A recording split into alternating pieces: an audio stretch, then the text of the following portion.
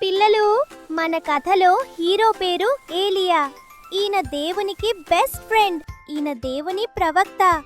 ప్రవక్త అంటే దేవుడు చెప్పే మెసేజ్లను ప్రజలకు చేరవేసే ఒక సూపర్ మెసెంజర్ అన్నమాట.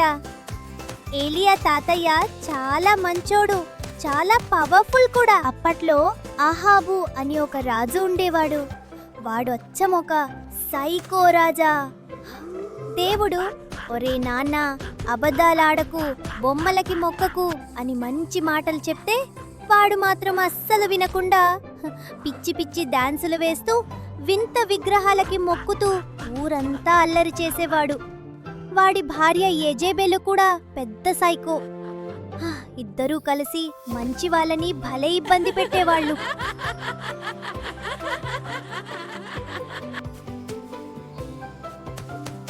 ఒకరోజు ఏలియా తాతయ్య కోటలోకి వెళ్లి గట్టిగా అరిచాడు.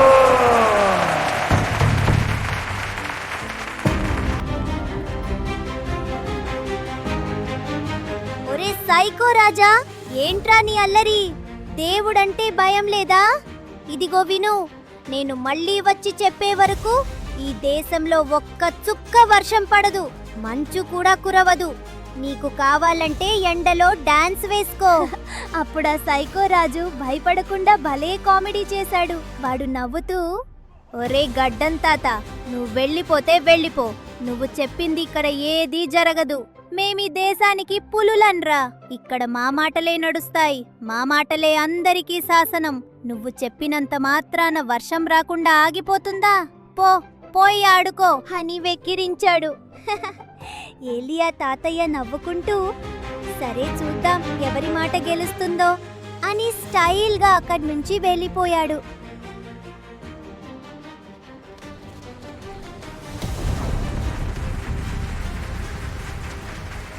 దేవుడు ఏలియా తాతయ్యను ఒక రహస్యమైన వాగు దగ్గర దాచిపెట్టాడు.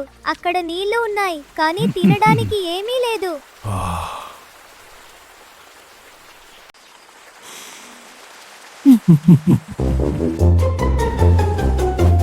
అప్పుడు దేవుడు కొన్ని కాకులని పిలిచి, కాకులారా, ఒక పనుంది. చెప్పండి ప్రభువా, ఎవరి ఇంట్లో గారెలు కొట్టేయాలి, ఎవరి వడలు ఎత్తుకురావాలి? అవి కాదు, దొంగతనం ఎదుటివారి ఆహారం. మనం దొంగతనం చేయటం తప్పు. నేను చెప్పేది సరిగ్గా విను. మన ఏలియా తాతయ్య అడవిలో దాక్కున్నాడు. ఆయనకి మీరు రోజుకు 2 సార్లు ఫుడ్ డెలివరీ చెయ్యాలి. ఉదయం వేడివేడి రొట్టెలు, సాయంత్రం మంచి మాంసం ముక్కలు పట్టుకెళ్ళాలి. అమ్మో, మాకు తిండి కనిపిస్తేనే ఆగను కదా ప్రభువా, మరి మేం తినేస్తే? అస్సలు తినకూడదు. మీరు తింటే ఏలియా తాతయ్య ఆకలితో ఉంటాడు. జాగ్రత్త. అడవిలో ఏలియా తాతయ్యకి ఆకలి వేస్తోంది. అప్పుడు ఆకాశం నుంచి 2 కాకులు దిగాయి. అవి లోపల ఇలా మాట్లాడుకుంటున్నాయి. కాకి ఒకటి, రే, ఈ చికెన్ లెగ్ పీస్ భలే వాసన వస్తోందిరా, ఒక్క ముక్క టేస్ట్ చూద్దామా? కాకి 2, వద్దురా సామి, దేవుడు చూస్తే మన రెక్కలు పీకేసి క్లీన్ చేసేస్తాడు.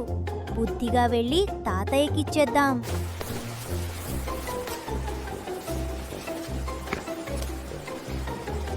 Gracias, pequeños amigos.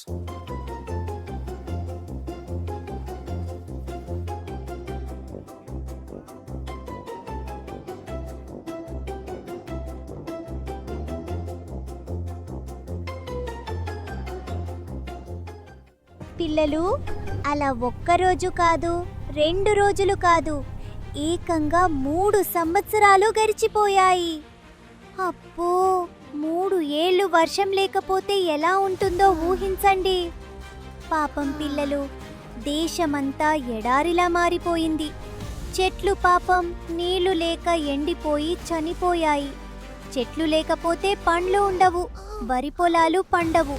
మరి అన్నం ఎలా వస్తుంది? అస్సలు రాదు కదా.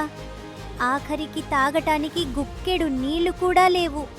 భూమి అంతా పగుళ్ళు ఇచ్చేసింది. మరి మన సైకో రాజు అహాబు పరిస్థితి ఏంటి? వామ్మో, రాజుగారి దగ్గర బోలెడు డబ్బుంది, పెద్ద కోట ఉంది, కానీ ఏం లాభం? తాగటానికి నీళ్లు లేవు. పాపం రాజుగారు తన ఖరీదైన బంగారు గ్లాస్ పట్టుకుని నీళ్ళు నీళ్ళు అని వెతుక్కుంటున్నాడు. నీళ్లు లేక స్నానం చేసి కూడా 3 ఏళ్లైపోయింది. రాజుగారు ఎలా వాసన వస్తున్నారో ఊహించండి. చిచి, రాజుగారిప్పుడు పులి కాదు, మురికి పిల్లి అయిపోయారు. దేశమంతా ఆకలితో ఏడుస్తుంటే మన ఏలియా తాతయ్య మాత్రం హాయిగా ఉన్నాడు. ఎలాగో తెలుసా? దేవుడు తన బెస్ట్ ఫ్రెండ్ కదా. తాతయ్యకి ఆకలి వేస్తే చాలు, ఆకాశం నుంచి కాకులు జొమాటో, స్విగ్గీ డెలివరీ బాయ్స్ లాగా వచ్చి వేడి వేడి రొట్టెలు, చికెన్ ముక్కలు ఇచ్చి వెళ్తున్నాయి.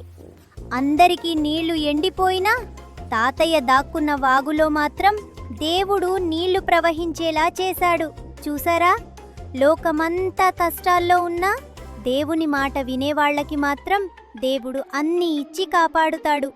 అది మన దేవుని పవర్ అంటే. పిల్లలు, దేశంలో వర్షం లేదు కదా, రాజుగారి కోటలో చుక్క నీరు కూడా లేదు. ఒకరోజు రాజుగారికి బాగా దాహం వేసింది. రే, నాకు ఐస్ వాటర్ తీసుకురండి అని గర్జించారు మన పులిరాజా. బంటు ఒక గ్లాస్ తెచ్చి ఇచ్చాడు, కాని అందులో నీళ్లు లేవు, ఉత్త గాలి ఉంది. రాజుగారు ఆ గ్లాస్ ని నోట్లో వేసుకుని వెనక్కి వంచాడు. అంతే, గొంతులో ఎముక తగిలినట్టు కర్ర్ అని శబ్దం వచ్చింది, కాని నీళ్లు రాలేదు. అయ్యో, నా గొంతు కాలిపోతోంది. ఎవడ్రా అక్కడ? ఏలియా తాతయ్య, ఎక్కడున్నావ్? నేను పులిని కాదు తాతయ్య, పిల్లిని, చిన్న పిల్లిని. మ్యావ్ మ్యావ్, నన్ను కాపాడు తాతయ్య అని కోటగోడలు పట్టుకుని ఏడవడం మొదలుపెట్టాడు. రాజుగారి భార్య యెజెబెలు వచ్చి, ఏంటండి ఆ ఏడుపు?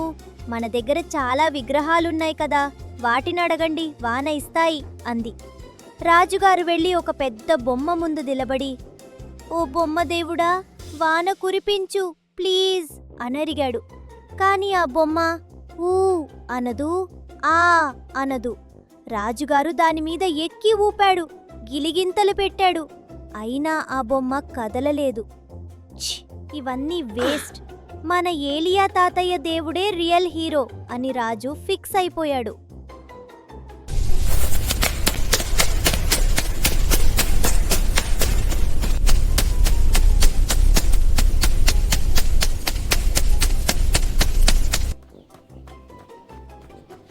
రాజుగారు పరిగెత్తుకుంటూ వెళ్లి అడవిలో ఉన్న ఏలియా తాతయ్య కాళ్ళు పట్టుకున్నాడు. తాతయ్య, నన్ను క్షమించు, నేను పులిని అని అనవసరంగా బిల్డప్ ఇచ్చాను. ఇగో చూడు, నీ కాళ్ళ దగ్గర పిల్లిలా పడుకున్నాను. నీ దేవుడికి ఒక్క మాట చెప్పు తాతయ్య, మానలేకపోతే నేను వడియమైపోతాను అని బతిమాలుకున్నాడు. ఏలియా తాతయ్య నవ్వి, సరే రాజా, ఇప్పటికైనా బుద్ధి వచ్చింది కదా, దేవుని పవరేంటో ఇప్పుడు చూడు అన్నాడు. ఏలియా తాతయ్య మోకాళ్ళ మీద వంగి దేవునికి ఒక్కటే ప్రార్థన చేశాడు. దేవా, ఈ పిల్లి రాజుకి నీ పవరేంటో చూపించు, ఒక్కసారి వాన పంపించు అని అడిగాడు. అంతే, తాతయ్య అడిగిందే తడవుగా ఆకాశంలో మేఘాలన్నీ మీటింగ్ పెట్టుకున్నాయి. రేయ్, ఏలియా తాతయ్య పిలుస్తున్నాడు, పదండి పద అని ఉరుములు మెరుపులతో వచ్చేశాయి. ధూమ్ ధామ్ బళ్ళున వాన మొదలైంది.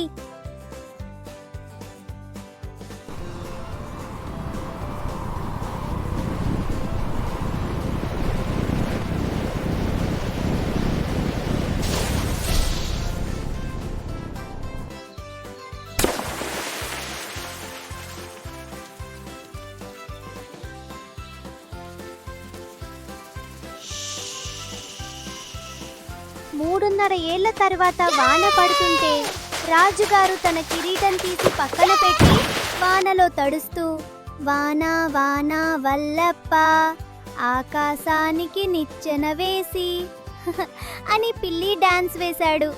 ఏలియా తాతయ్య హాయిగా నవ్వుకుంటూ దేవునికి థ్యాంక్స్ చెప్పాడు. పిల్లలు, మనం ఎంత గొప్ప వాళ్ళమని బిల్డప్ ఇచ్చినా దేవుని మాట వినకపోతే కష్టాలు తప్పవు. దేవుని నమ్మితే అసాధ్యమైనవి కూడా సుసాధ్యమవుతాయి. ఏలియా తాతయ్యకి అడవిలో కాకుల ద్వారా ఆహారం పంపిన దేవుడు మనకి కూడా ఖచ్చితంగా సహాయం చేస్తాడు. అందుకే మనం ఎప్పుడూ ప్రార్థన చేసుకోవాలి. అలాగే రాజు అహాబుల దేవుడికి కోపం తెప్పించకూడదు, దేవుని మాట వినాలి.